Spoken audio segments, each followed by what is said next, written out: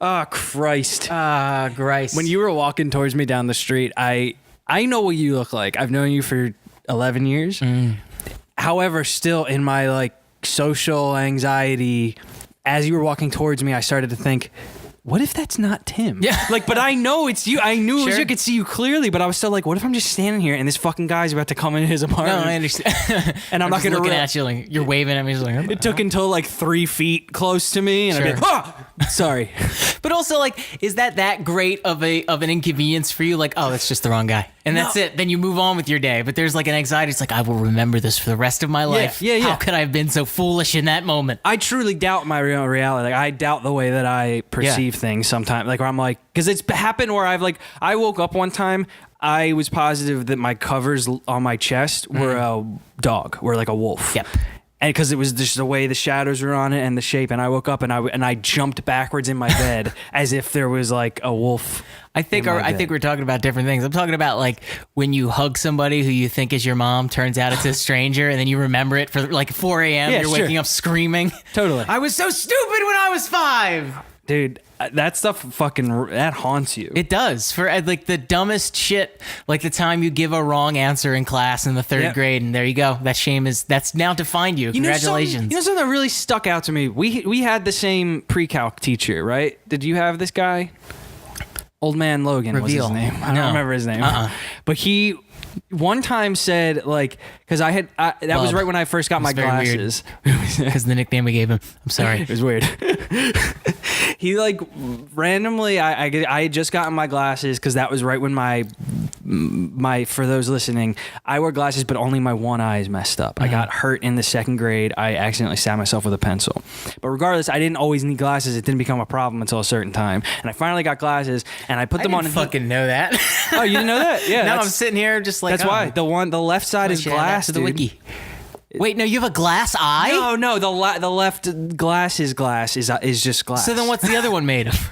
Prescription lens. Like that one's the one that. Is that a different element? Is that a different like material? Yeah, well, they get that from a different mountain. They alchemize that. Yeah. But long story short, I wore the glasses, and he had seen that I didn't always wear my glasses, and I was wearing them, I guess, frequently enough. And he went, "What happened? Someone one time tell you looked good with glasses on?"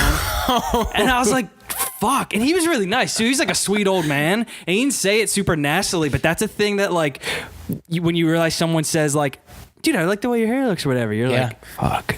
So I guess it goes both ways, as I'm saying. You also can forever remember one positive thing someone said. One bullying word that took you. That's why those little old men are so nice, is because when they look at people, they see all your vulnerable points. They could see exactly what string they need to pluck to ruin you for the rest of your life. And someone don't. That's what makes them so kind. They just smile and give you a candy instead of telling you all your flaws. He stripped it down that time. He really like fucking laid into me. We have a friend, I won't name by name, but it was a friend of ours, and in our freshman year of high school, I remember so genuine. She did this a couple times. I remember so genuinely like walking up to her and being like, I've been really listening to this song. It was like an OK Go song or something. That sounds about right. Yeah, right. 2006, huh? Yeah. And I was excited about it. I was like, it's cool. It's this band called OK Go. I'd never heard them before. And that was like I remember being like, I know that I should probably have heard of this band before, but I haven't yet. And now I'm excited that I have. And she looked at me and went, oh, honey, you think you discovered OK Go or something? She said something along those lines, and it really like... No! I didn't even have like an angry reaction. I was like, wait, no, I just... I'm sorry, do I look like a fucking archaeologist? I'm not here to uncover ancient secrets. I just liked this MP3 I put on my... Seriously, fucking kazaa. My big-ass iPod that I could beat somebody to death with. Actually, I think that was the era of the first two tiniest, like the ones that were too small. Oh, okay. Like where my fingers are getting too big. Oh no, there was that weird arc where everything was really small, and now everything's huge. Everything's the most big. What happened? It's because we got it's very attached to our computers, and we're like, I want it all the time with me. I just think it's that people are dumb, and they're just like, it's just too big. It doesn't fit in my hands. And it got too small, and it's like, I can't see anything. Now we're back to. I love it because it's big. What innovation? But look how much I can see. Like we could have just skipped 10 years of development and just stuck with the big thing. That was the joke in Futurama. It was like Amy's cell phones were always little tiny, like barely in between two fingers. And in Zoolander too, he's got. Oh yeah. Yes, very funny. How wrong we were. Sometimes predictions of the future could be a little off, right? Especially when you're Blade running. Sick. You gotta be stalwart with your predictions when you're a Blade runner. Smooth as hell. Especially when there's 2049 Blade Runners Right, in sure, one room. yeah. Tim, just before we even start, Okay. you were way off baseline. And I can't.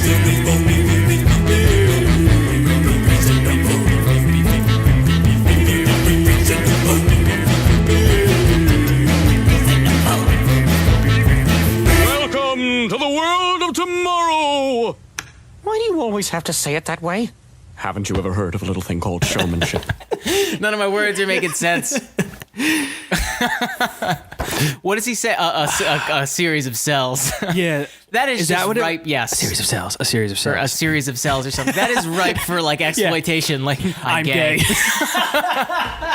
A family in a house. I'm gay. A dog in the yard. I'm gay. I'm gay. Oh, damn it. You got me. I'm stupid. You are way off gay line. Jesus Christ. Welcome. There hasn't been a movie in a long time that was good at taking itself seriously in this way, because So we it can does make fun of it it. just Yes. begs you to want to make mock fun it. of it. Mhm. Yeah. Like Robin Wright's haircut. Just like, what if it was wet all the time?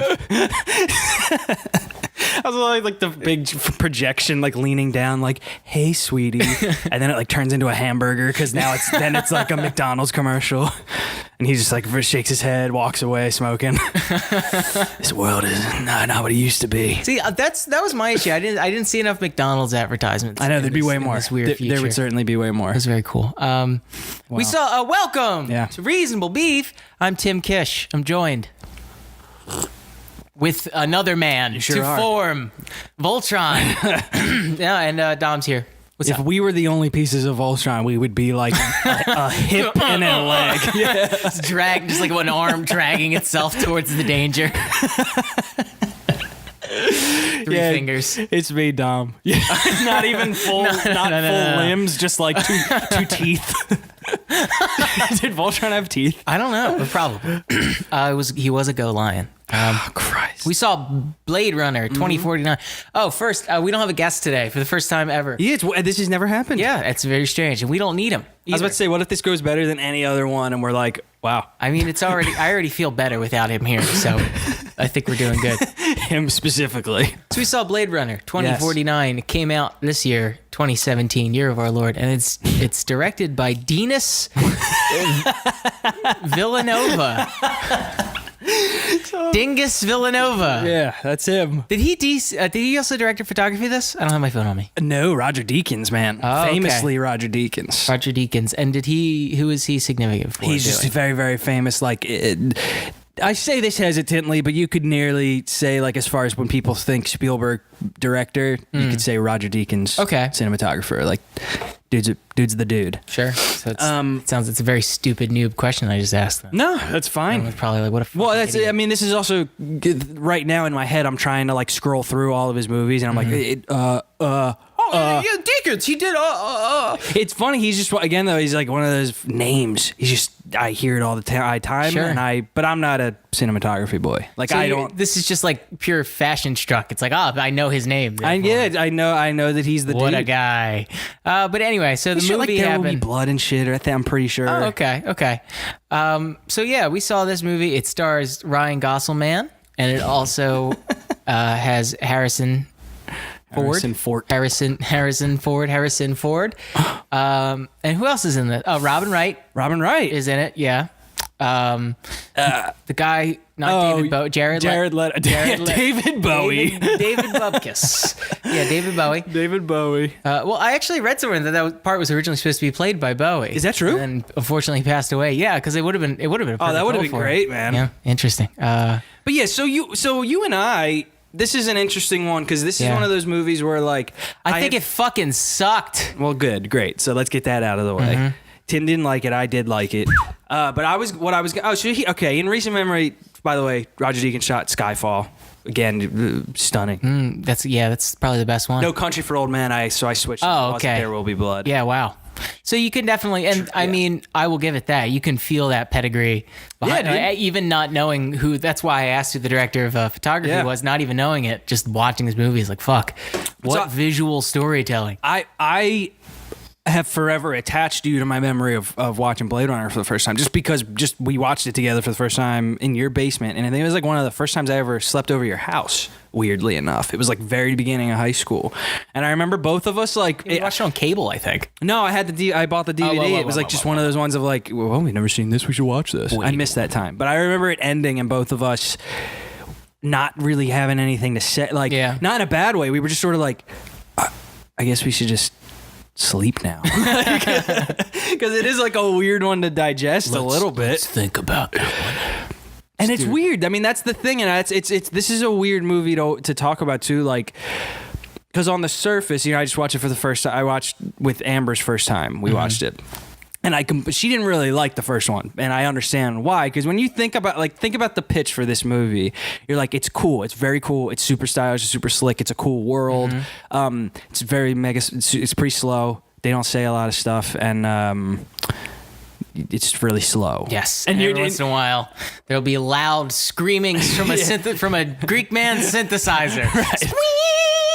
Right. Welcome to the fucking future. And it is a weird one. Like slow burn is a weird pitch now. I mean, absolutely. We were just talking about this. My friend John pointed out a trend to me in trailer editing that I didn't notice before because I'm very stupid. Sick. The first 5 or 6 seconds or so of a trailer is a supercut of the biggest action sequences in that trailer. It's like boo, doo, doo, doo, like the Pacific Rim trailer. First 5 seconds are the robots firing their fists, and then Warner Brothers. It's like, oh, I see. We're all just really dumb, and you need like the big bombastic. Yeah. Here's what this is. So that's why I think it's frankly saying this movie was a $170 million production, because I mean it's doing okay, but it does really not fit the mold of the standard blockbuster or $170 million kind of a movie. I could see 90.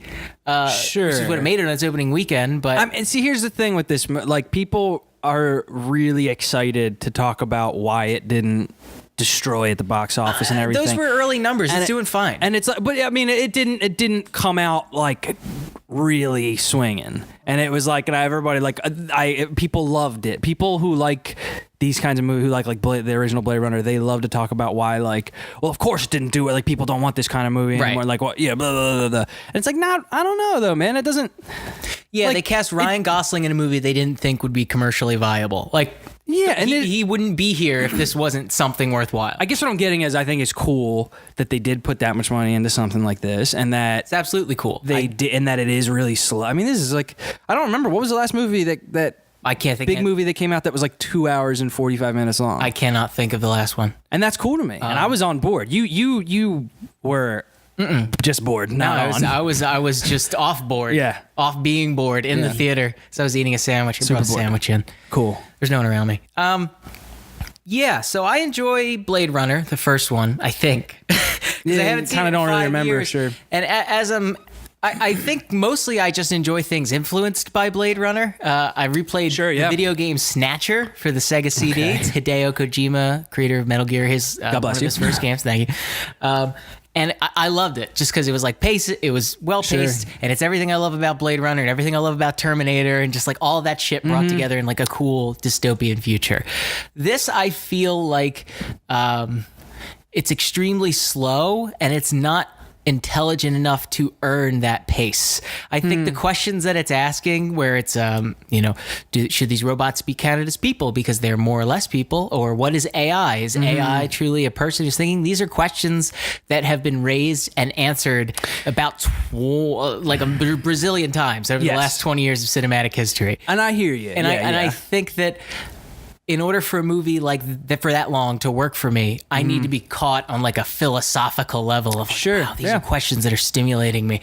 But around it's an hour and a half into the movie, he still hasn't met Harrison Ford's character yet. Yeah. I'm like, Jesus Christ, like what has actually happened? He's gone here. He learned some things. He got some bones, came back, survived a little bit, learned some things about the bones, thought he was the guy, and then went to the Red Desert. Right. Like, that's everything that happens in an hour, like in a half. Yes. So I will say, to counter that though, this was one of those movies where I appreciated how simple the premise was. How it was just basically like, there's a baby was born. We're gonna get there. They got there pretty quick, which is also like, I will say that Baby was born and it caused a little stir. right. I don't know what the next line is. Something about cat. One fine day with a Feline. wolf in a park. Yes. Right, sure. Okay. Cat dog. Please.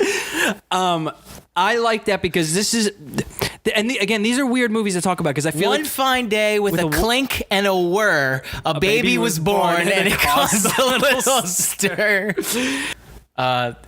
Human bot, human robot.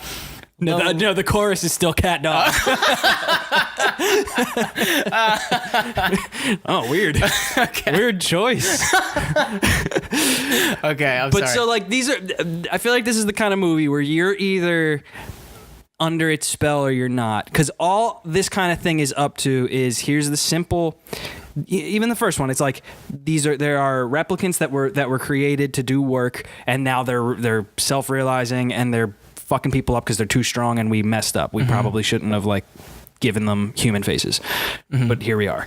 You think it was just like teddy bear heads? None of this would be Or happening. just like a fucking, just a face with 2 dots. Like, I don't know. That's true. They can't talk. Whatever. Besides the point. They get super simple. These cops chase the bad robot people. And then now we get to just live in this soup that it is stirring for us. Right. These cool images and these cool, like he's going to smoke him.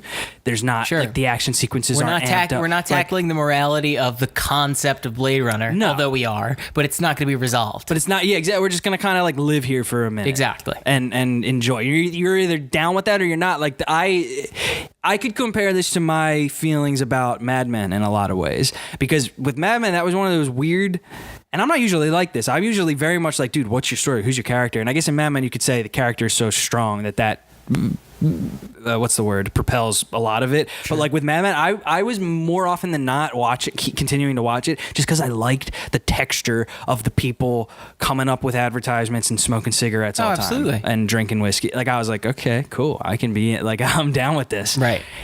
Blade Runner, similar for me. When I rewatched it a couple weeks ago, I was just excited to sit in those colors and in that, on those streets, and have fucking See, it's funny that you say that in the rain. Thinking about of the 50s guys smoking cigarettes and advertising, you live in that world, and it's an inherently unethical world. Like, Yeah, right? So yeah. they're not good dudes that are doing this, but for what it's the grittiness of it. It's like, it's I don't compelling. agree with this morally, but like, Yeah, no. it's interesting. Yeah, so yeah. it's a similar thing with the Blade Runners. Like, I'm just gonna be here with these robot murderers. Yes. And the contemplate the questions. so with this one, it was like in the beginning, I noted in my head, I was like, oh, this is just about, like, they literally lay it out. Find the kid. There's a child. Find the child. That's what Right. everyone wants. Is what the bad guy wants. That's what the good guys want. Mm-hmm. There we go. We're gonna go from there. I will say though, like, even in the bluntness of that though, I was worried when this movie started because there was a lot of not good dialogue, and Dang. I wouldn't say bad. I'd never say bad, and I wouldn't even say poorly acted or poorly directed dialogue. But like, it just wasn't great. It was very stale. A lot of stale stuff. I mean, and that's another one of my big points. I think why the pacing also felt as glacial as it was because not only was the concept of what they're talking about not super interesting to me, what they were saying was also not super interesting to me. Sure. The interactions with Robin Wright's character really sticks out to me as having a lot of poorly written dialogue of this breaks the world. That's a stupid line. Yeah. I'm sorry. And it's like, and a lot of the ways that I guess it's the way she's being directed, maybe. I just wasn't feeling like when he finally delivers the news, like, it's dead. Or Right. what, it's done. The thing you wanted is done. She goes, and puts her head down in like an outrageous, like, exactly, like an outrageous sigh of exasperation. God damn, and relief. I was scared. Wow. Yeah. I almost thought the world was over. Bullet dodged. Holy cow. Thank you a lot. See, and that's a perfect moment of like, robot. she should break down in tears of this Right. hard woman. But I mean, that's not the story they're trying to Sure, tell. no. So let's get away from that for a second. To your point, that was a big issue that I had with it. Was I think what they were saying was stupid. See, but here this is interesting because I'm hearing what you're saying, and to me, it was less do robots think, or what's the line between artificial intelligence and like actual life or whatever. Like I wasn't really what was pulling me. I felt like what this was up to was more about when are you allowed to feel like a feeling is real? Like when is it justified? Like his wife, this thing he loves, like, and that was to me the big question. It wasn't so much a depressing final answer of like, oh well, like when he sees the big projection of her. She was just a robot that said everything I wanted her to say. Sure. Like she learned my personality, and like it seemed more like, oh, does that invalidate it though? Because I don't know if it does, and that's more to me, that's more what I like in this was taking away. But was more like the question with Joy for me is that she's compelling him to go rogue, essentially. That's what this AI is doing. So if an AI that was working within the parameters of what it's supposed to do, of like, placate society, which is, I mean, what that thing is supposed to be, right? Sure, it's supposed to keep him from going crazy and killing everybody, have some semblance of normalcy. If she's encouraging him to go rogue, is that working within the parameters of what she is? Or maybe she was developing some sense of self-realization herself. Right, but that was a relatively interesting question, right? And I don't know the end. I don't know. Exactly. But I the way that it's presented is so just like not tasteless, but just like poor tasting for me. It's just like, feel like a little flat to you or something. Like I would a little... love to watch this movie at 1.5 times speed. I swear to God. I swear to God. Because and I know that sounds very strange, but I kind of know what you mean. I mean, and it's this is also again that whole value of your time thing now that keeps coming up of like, and we there's a lot of good shit going on. So it's funny when something like this comes up that really is like, nah, strap in for 3 hours, like. You maybe have less patience. And Nick gives me shit for it. Like, Tim, what's wrong with a long movie? What is wrong with a long? Nothing's wrong with a long movie. Yeah, there's something wrong with the meandering movie. This is not. So what I said the other day was, this is not a meditation. This is a meanderance. Like they're not like sitting there like, let's think about these questions as we walk through this world. Like in a lot of ways, I think Ghost in the Shell is a better version of this movie, not the live action one, but the original one. Sure. As far as questions about AI and an atmospheric dystopian future. And I mean, that likely owes a lot to Blade Runner. Sure.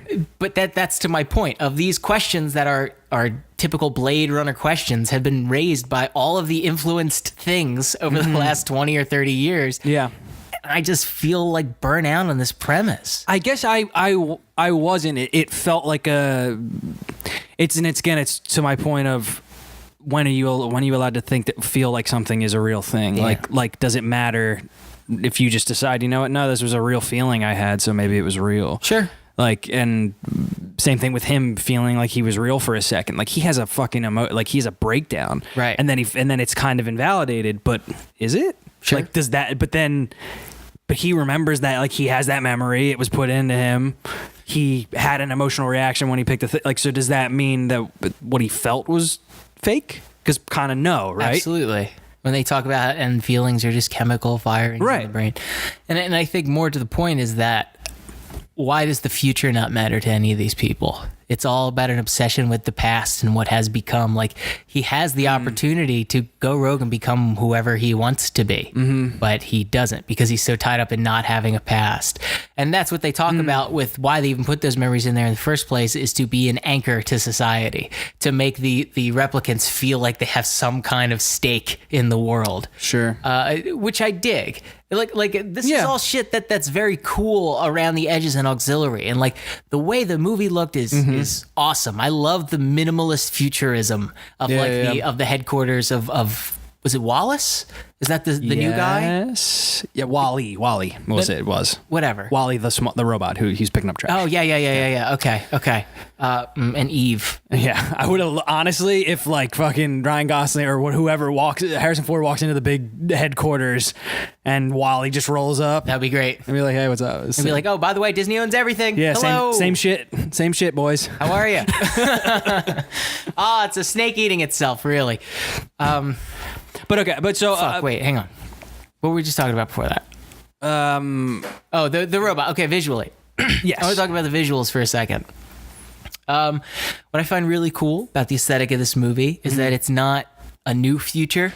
It is like somebody went back to the 80s, thought about a distant, like a near future while you were in the 80s, and then did it in 2017 fidelity, which is kind of really fucking sick. Yes. And honestly, I would like to see that done with 50s sci-fi, like Jetsons ass looking shit and like ray guns, but done in 2017 fidelity. That would be fucking rad aesthetic. So I think any time you take like something that's very old and classical and then reimagine it with look at what the fuck we could do now. Yeah. I think that's a winning formula. See, that's why this movie cost as much money as it did, by the way. Like Blade Runner was how tethered it was and how positive they were that we want to be in the actual places and we want to build these big giant fucking sets. Like they built the Wallace headquarters and everything, and so like future Ryan Gosling's future apartment is so fucking comfy. Yeah, everything everything looks dirty, but it's also like super futury. Yeah. Good aesthetic. And that's, I mean, like I appreciate that, and I wish that was more the temperament right now. And this is I'm gonna just jump into the echo chamber of like, this should all effects should be practical. CGI is like, when they do CGI, it's practical. And which is like, I get it's a fair point to make, but I feel, wait, what was the point? The point was like, I don't know. Fair point. He's talking sense. Reason number 2. Look what I can do. But what does that have to do with anything? No. He's got a point. I think we've gone too ambitious to an extent. I think that there's too much of look what we can do, and then too much of that stuff. Even when you can like you could look at a frame from one of the fucking Geostorm or something, and you're like I guess that looks real, right? Like that looks like we'll talk about Geostorm. I guess that looks like a real building falling, but like. But it just doesn't register for some reason. It gets categorized as like, oh, pretty good CG. You know what I mean? It doesn't, you're not falling for it anymore. So I like, and even in the Marvel movies, man, like I wish they, like want, like take a step fucking backwards because now we can That's my fear with Infinity War. It's like, now we're going to space. Yes. And we can do so much. Like I feel like shoot on location. Now the things I want to see are smaller things done better, which is a thing that Blade Runner's doing in this. Sure, like it does these smaller effects. Look at these future forks. Like that's fucking rad. I love that shit. Look at the future utensils and future sink. Yes. Like this is all new shit that we spent money on. The phasing with the AI and the that was neat. The prostitute coming, like that stuff looks. Like I was like, I've never really seen There's a future prostitute. She has like antennas sticking up. She's chrome. Oh yeah. She was. I forgot she was a replicant too. Right.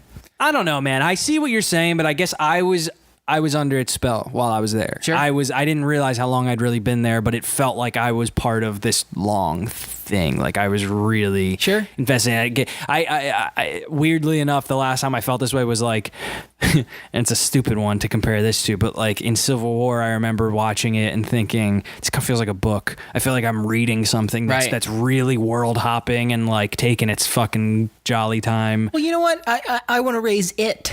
Because that was a movie that was, 2 hours, 20 minutes? Oh, sure. Doesn't even feel like that at all. Because I was just so invested in that story. And then it brought me into the world. It brought me into Derry. Yeah. And I'm like, oh, I get this place. Like, I really do. I get what you didn't dig, that movie fucking cooks. Yeah. You're right. I don't know, man. Because more shit happens. They talk more. Like, see, I see what you're saying because slow pacing. There was a point. I think it was maybe when he got to the orphanage place and he was fine and he finds the horse. I don't usually think this, but I was like, you're being slightly self-indulgent at the pace here, right? Because we know now, and I'm all for hanging on and let us think as he breaks down and we hold on that shot for like 20 seconds, but like the whole walk over to it, I was like, there's no reason, like this didn't have to be this long. But again, this is where this is a director weaving a spell. This is an editor, like that's a calculated decision of them thinking, I think it takes about this amount of time for you to really, for the exact anxiety that I want you to have when he's walking over to resonate. And it's clearly resonating with lots and lots and lots of people. Yeah, but I was pulled out a couple times on those moments. And that there's a meter there, I guess, where there's an anxiety that I like to feel when I'm watching a suspenseful movie. And then when it blows my top, I just get pissed off and I'm done. Like, I don't want to deal with it. Right. And I think that that's what happened here. At a certain point, I'm just like, come the fuck on. I was a little disappointed. I know I'm repeating myself over and over again because I keep having the same problem with the movie. Like, it was boring. Not enough happened. But fucking it was boring and not enough happened. It's fair. I was to tell you. I did about halfway through, and it was like it was just a vague thought in the back of my head. I was like, I'm kind of a little disappointed because it seemed in the beginning like more was gonna go on. Right. It felt, I was like, fuck. There's a kid somewhere out there. Like, oh, there's replicants can have babies, and like that's starting with that kind of traditional fight in the beginning. But it was interesting because they were doing like, even with that opening sequence of the fight scene, they were like, yeah, so we're gonna give you that. That's what this is, like our kind of This is the way you open like a big movie now.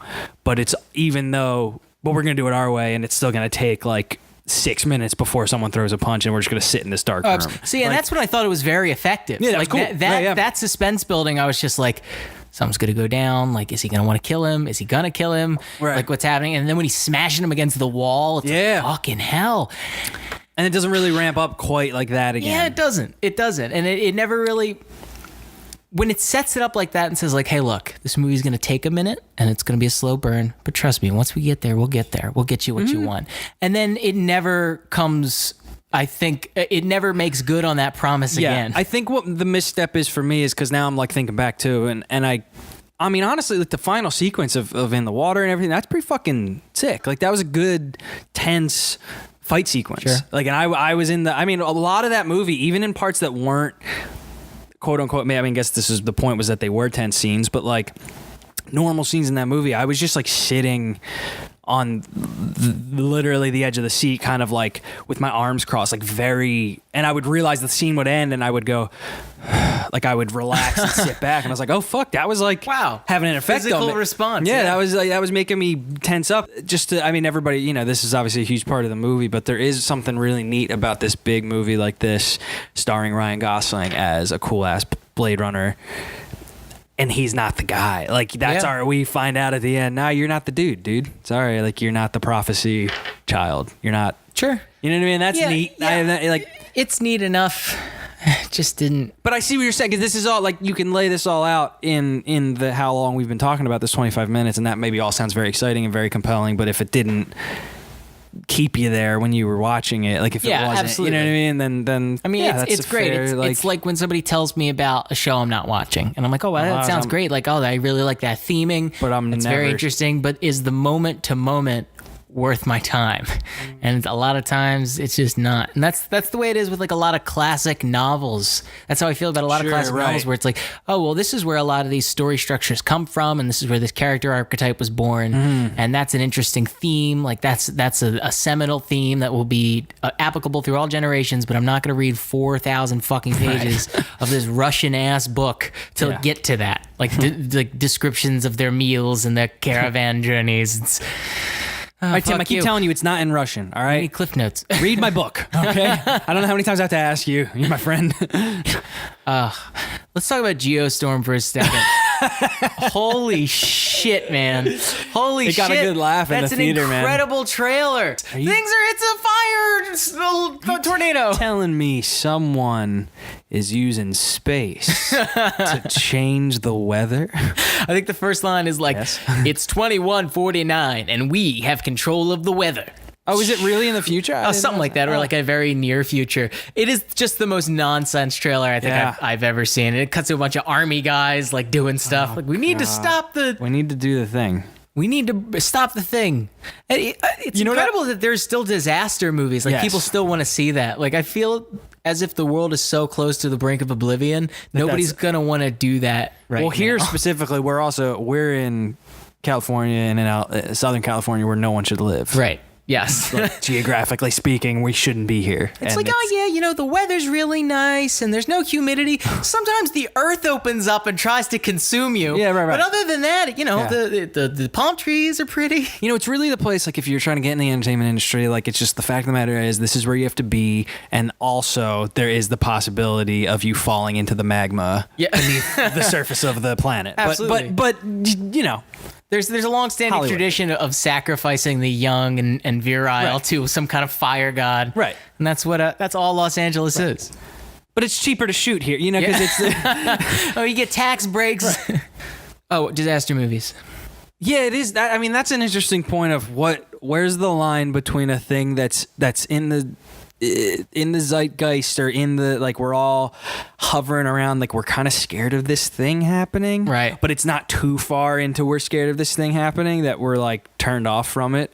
Honestly, like, and maybe it's weird because it is very like it's obviously pretty exaggerated. It's a pretty like, but like Handmaid's Tale or whatever, where like that was almost uncomfortable. I almost stopped watching it because I was like, this is a little too in like the era of Trump. And we're not quite sure what. It's early, right? Because we're still in the not even aft a end year. of like everything that was okayed in the Obama era is now coming to pass. Right. So anything that may be off, slightly off key, or like, oh, that's not really good for right now. Like Eli Roth is releasing a remake of Death Wish, right? Sure. Which is about a man whose wife and daughter are raped and killed by a bunch of colored hooligans. Oh, cool. And he gets a gun and takes vengeance to the streets. Now, helpful. Yeah. No. Right now. Yeah. No, that's good. With that's the good current climate, I'm wondering if that's the best plan. But I kind of so Eli Roth's kind of gross, and I think and Bruce Willis, they're both kind of conservative leaning guys.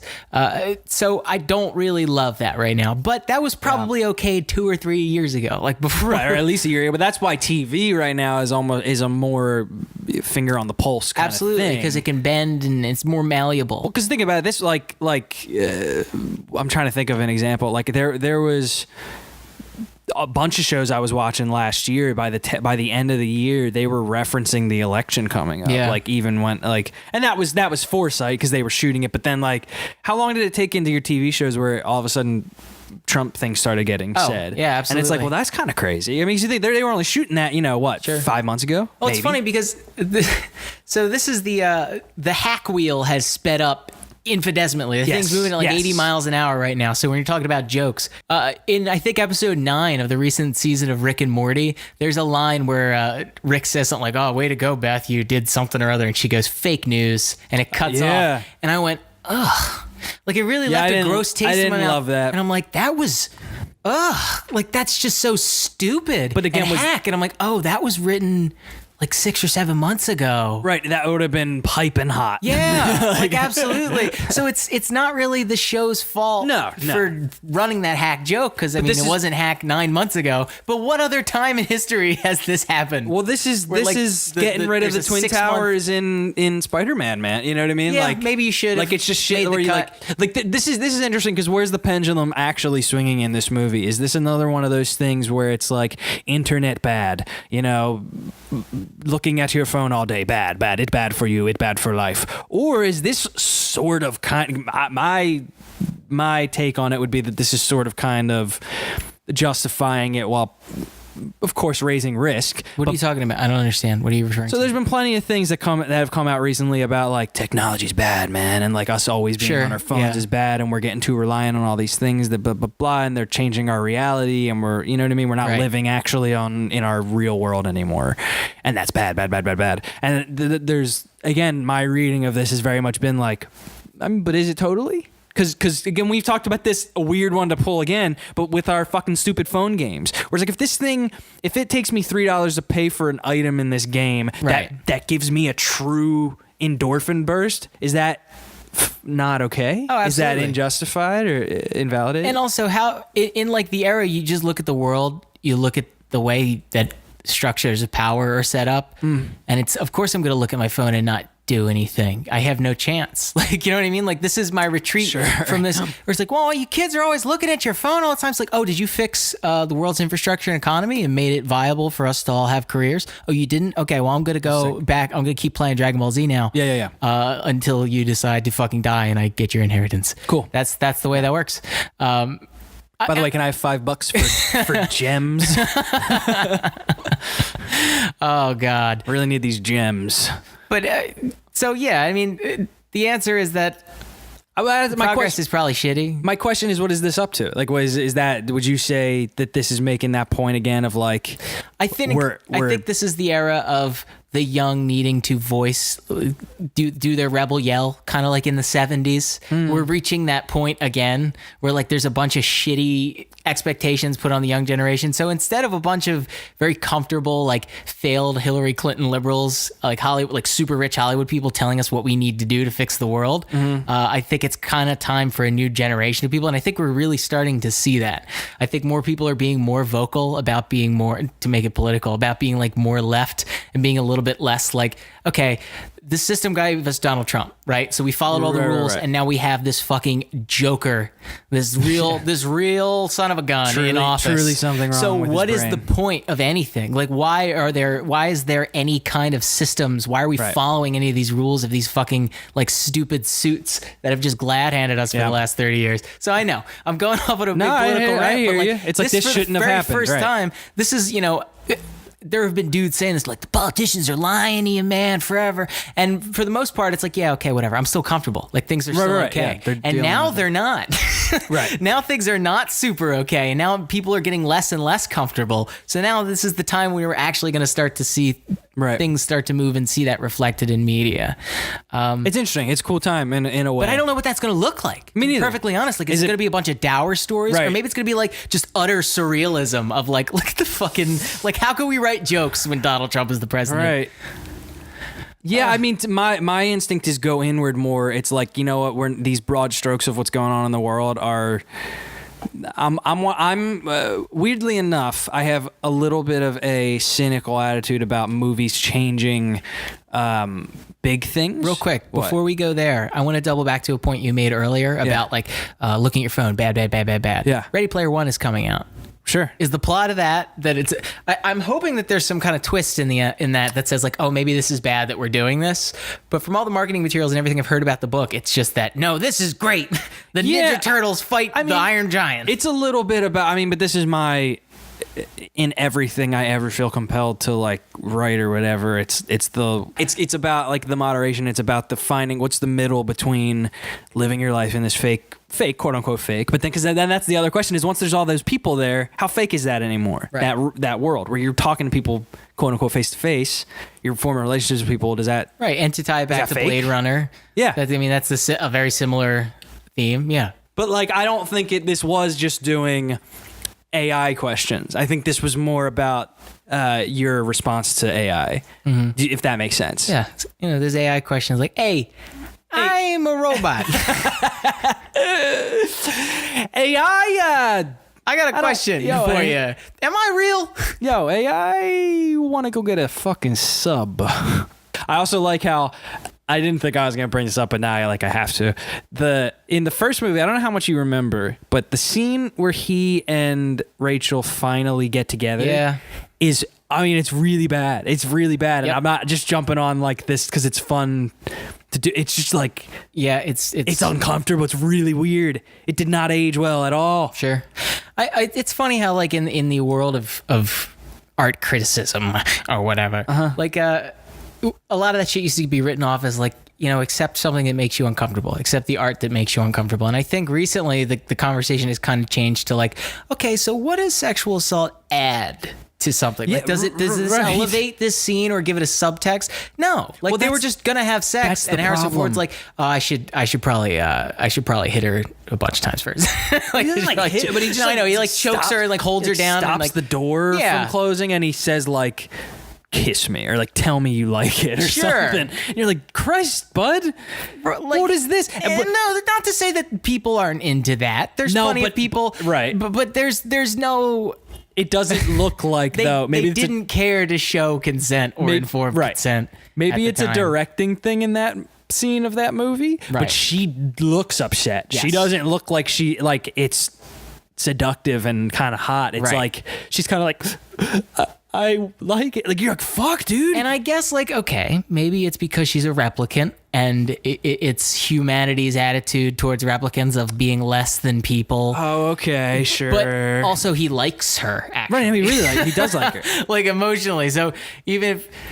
I don't know. Point being, it's weird, but this is me trying to rationalize as an artistic decision instead of just like a kind of exploitative one. I think it might have just been a note that didn't ring out as sour as it does now. Yeah, in it was 1982. kind of just like Sure. nice, and then the detective gets the girl. Like, And Harrison Ford is considered like the rugged guy of the day, and sure. Which that's uncomfortable. Like that makes me feel weird. But what I was in this movie, I found it interesting. I was kind of it was funny. I was like, I kind of hope they just don't go near him and Rachel. Like, and why would I ever think they wouldn't? Right. But like, then Ryan Gosling's watching them play back the fake interrogation they have, like where she's like, well, what would you ask me? What questions would you ask me?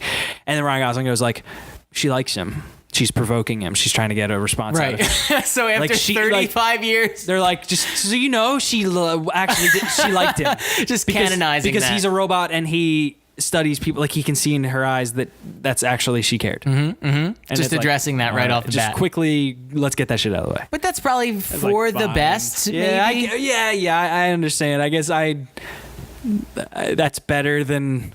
It's just so funny how much stuff, like, as society, you can think of the same thing about fairy tales. When we cut so much shit out of fairy tales, like, maybe she doesn't get raped and get her heels cut off. Right, Maybe that's not yeah. how Cinderella should play out. It's not quite giving us the message. And, and we change things, we adapt things. I mean, that's what a lot of our beloved cartoon characters, the reason why they wear gloves, that's a racist thing, guys. That's a minstrel That's thing? supposed to be like a minstrel performer. And that's pretty much the only thing that survived is cartoons wearing gloves. Well, the animation thing through the glove, I know there's also an animation reason. I can't remember what it is right now, but there's a reason. There's something about it being easier to Just the do hands gloves instead of hands, with sure. the gloves. But wow, yeah, I mean that makes sense.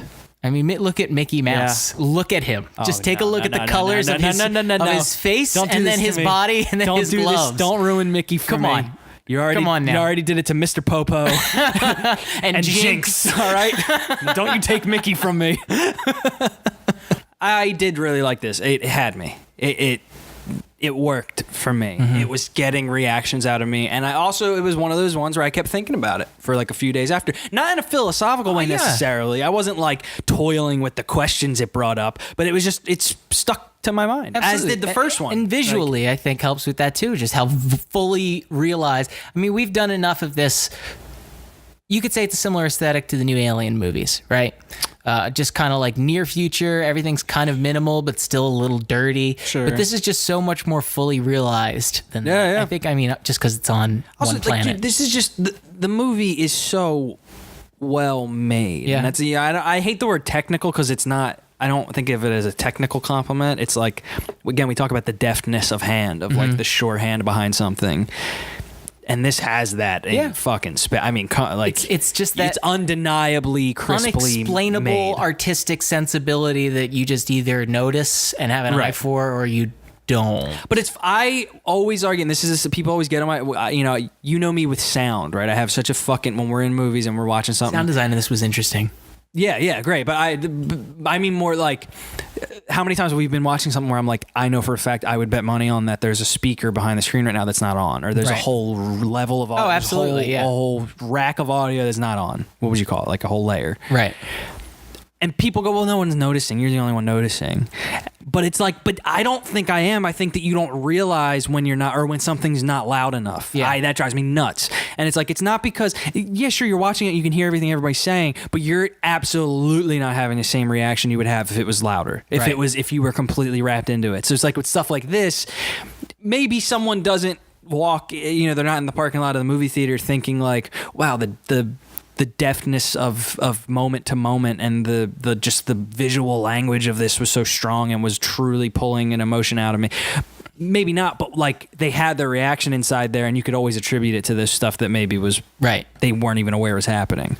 Did that make sense? That was a weird I know exactly what you're saying, where it's something that they're not actively thinking about because they're not noticing, but it's actively affecting their experience. Yes. Even if you don't have an eye to notice exactly what the problem is. Right.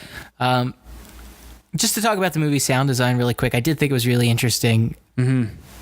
Soundtrack was, God, I hate to say this, I did find it mildly obnoxious. I did. Just because I do love that sound too. I love the neo-futurism, but fuck, man, it was a lot. Yeah, it was very, very loud. We're in an interesting era of It's like if the THX sound played like 17 times through the movie. That's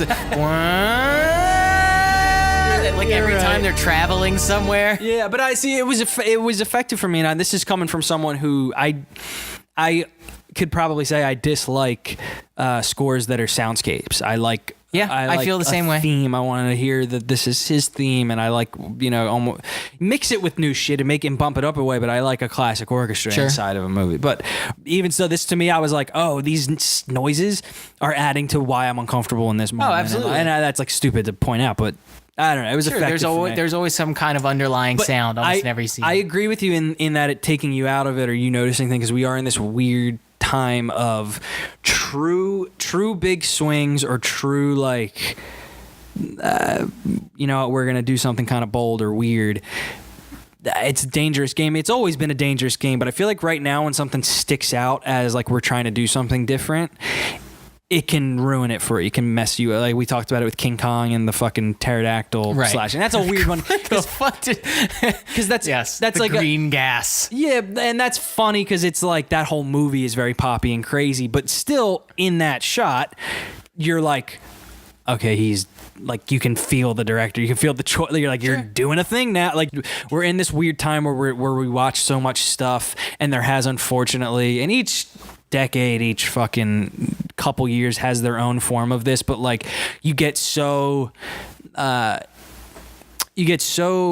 wrapped into the gray mush of what everything becomes, of what kind of everything sort of looks this way, and a thriller kind of looks this way, and a horror movie looks this way. Like, and then when you see someone do something different, you either go like, wow, and you're gripped, and you're like, oh, I love how this looks, I love how this looks. Or you could have the thing where you're like, I guess I like this, but it's super obvious, like it's pulling me. I'm not in the story anymore. I'm so aware that this was a decision someone made, that was the choice for this moment. We're gonna do like, yes. I'm like, I can feel them laying in that sound effect. Like, very clear intentional choice. what if like right here we scream? But I mean, like that had to be somewhere. I mean, 10 years ago, someone in horror movies was like, wait, what if we like clang something metal real loud every time something happens? My favorite thing and is it still happens. They're literal screams in that effect. That is so, I can't laugh hard enough at that. Right. The fact that the sound effect inside of the jump scare sound effect is someone going, ah! There's something very surreal about it. It's like if every joke was punctuated with like a like really low in the mix. Oh. Like they set up a speaker somewhere in the theater and makes like set off a laughter, so that kind of. Ha ha ha! Yes, I as well. What's that weird thing? I'm with you. Do you ever like tune out, or like you're hearing, you're watching something, or it could be stand up or anything, where you tune out, or you look at your phone or something, and everyone around you laughs, and you don't even like mean to, like you want to retain your individuality, and you weren't paying attention, right? But you, for some reason, everyone starts laughing, and you go ha ha ha! I too was here, and I am here, and don't look at me. I am not dead. I'm not dead. I'm not dead. I guess that's really what it is. Desperately clinging on to. I thought you were going to say, like, when you're listening to a show and you hear the canned laughter and you focus on one person in the audience, you're like, who is this man? Bah ha ha ha! Bah ha ha. What the fuck is that? Bah? I wanted to talk about Harrison Ford and his performance and him being an interesting man out of time now, and like he didn't crash any planes in this not whole one plane. movie. Super disappointing. Not realistic enough. Not using him to his full potential. Don't you know who I am? Who am I? Don't you? I don't know. I shouldn't be flying the plane. Crashed very hard just then. I don't know. He's great. Like I do very much like him. I'm still like charmed by him, but he's one of those interesting ones. People who he has such an old style of acting that it's like I'm sometimes too drawn towards him acting. Right. Like I know too much about him as a person, which is, you could say the same thing about Ryan Gosling or anything, but still with him. Ryan Gosling. Ryan Gosling. No, you can say that about Ryan Gosling, but like some people, it doesn't matter how many interviews I see of them or how familiar I am with their personality. I still like when I watch them act, I feel like I'm watching a character, but I'm like aware that he was on set. Yeah, Gary Oldman. But like, I know that he walked on the set and was just like, I'm going to wear time to get a check. My t-shirt is my costume. costume for this. Like, Harrison, it's time for your fitting. We have this really sick jacket. No, the t-shirt I slept in last night and I'm wearing today. That's a Pink's hot dog. That's like a branded. That's just Pink's an Adidas hot dog t-shirt. like it's a local restaurant. Anyway, yeah. Okay, This was it. we'll pack it in. It's time. Plan. Look at that. We didn't need a guest. Look how we did. Yeah, fuck guests. We're never having guests again. We're done. This is it, man. Reasonable Beef has now become Reason B. I don't know. I was trying to get rid of like 1/3 a third of exactly. it. 1/3. 33.3333. Welcome to Reason B. Reason Bees. It's my. Well, we're fucking dumb. Dude, we need a guest. We're really dumb. See, this Yeah, is why we need a guest Yeah. because like there takes a certain amount of brain energy, and you need Yeah. 3 people's worth. Because Yeah. 2 people's worth by minute 55, it's like. Well, it's also like, What if it was a Grizzlebee? It was a Rasslebees. what if instead of Blade Runner, it was Bob Robber, the old man down the street, Bob Robber. Good jokes. But what it is when we have the guests, we look at them and we say, well, they don't think this is funny. Yeah. I think we can but we and you look at each other and we're like, this is great. Keep going. Someone's laughing. Okay. Cool. Final thoughts. Quick final thought. I think it's very beautiful. I think that there's a lot of people that this movie will be for. Fortunately, I'm not one of them. It just takes too long to say what it needs to say. And by the time it's done saying it, it's not that interesting to begin with. I actually found myself a little annoyed by the end of the movie going, you took that fucking long to say that. It's like a kid working. It's like, I'm making you something real special for your birthday, Dad. And he takes him a full year and it's a fucking macaroni picture. It's like, wow, this is a great macaroni picture. You did a good job, but how dare you waste my time anticipating this bullshit that you just gave me. You're going to be a good dad. Thank you. Yeah. It meanders, doesn't meditate. And I mean, Ryan Gosling is he's in it. It's pretty good. Sick. Oh, God. I just realized when we're going to do the critic, two-headed critic. Two-headed critic. It's going to be good. My final thoughts I definitely take issue with some of the pacing stuff. It felt a little like we get it sometimes. Didn't love some. I could say there was a lot of dialogue that I thought was just kind of like flat. It wasn't like interesting. I didn't like how people worded stuff sometimes, which it has its point. But that being said, it so strongly knows what it's up to, in my opinion, that I was just taken. It had me. It reached out its hand. It said, "Trust me. We're gonna go for a little walk," and I trusted it, and I liked the walk. I saw a lot of cool things, and by the end of it, felt weirdly affected. Very long walk. I mean, we walked about 3 towns and it was across. it was a walk where I was like, down every street. it was like, I know we're just on a walk right now, and I'm not totally I'm looking on my phone a little bit, but still, then randomly I would see like a beautiful tree, and it would strike me in a way I didn't even anticipate, even though I knew I was going on a walk. And then my guide would go, wah! Yeah. And I'd say, oh, okay. So Cool. I knew the scene just changed. Good. You're way off baseline. You are way off baseline right now. I was just going to say, well, at the moment I heard that, I'm like, this is going to be in my day-to-day That's a fucking- things that I say to people. It is a vernacular acquisition if I ever heard It's one. like when someone's not just like acting slightly in a different way that I want them to act. You're way off baseline right now. You need to fix the way you're speaking to me. Just trying to decide where to go eat. No, I'm really feeling Chinese though, dude. We haven't really. A collection of cells. No, seriously. Do you want to get a collection of cells? You're way off baseline. All right. I guess we're gonna do two-headed critic off. Ryan Isn't not the main character. All right. One more. solid. Okay. Harrison Ford wasn't not the supporting. character.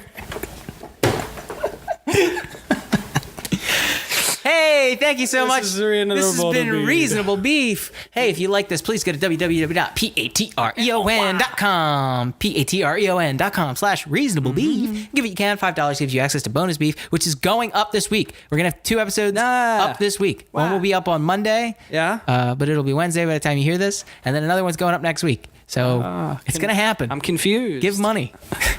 You'll be getting more content. It's going to be good. We should start a Discord. We have one. Cool.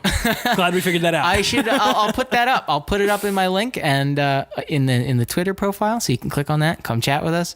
It's where all diehard beef heads go to Is that what we call them? Yes, to grow their protein. Sick. Okay. All right, Dom, you have anything to plug? Oh, when's Back to School 2 coming out? Episode 2. Like maybe it maybe will come out tomorrow night for Patreon people. So when Monday night. So you guys will. It'll maybe already see be it out. Tuesday. Yeah, you'll have seen it. Okay, so it's already out. Cool. Yeah. How'd you like it? Oh, it sucked. wasn't particularly good at all. Yeah. We're so burned. Yeah. We're done. It took too much energy. Good night, guys.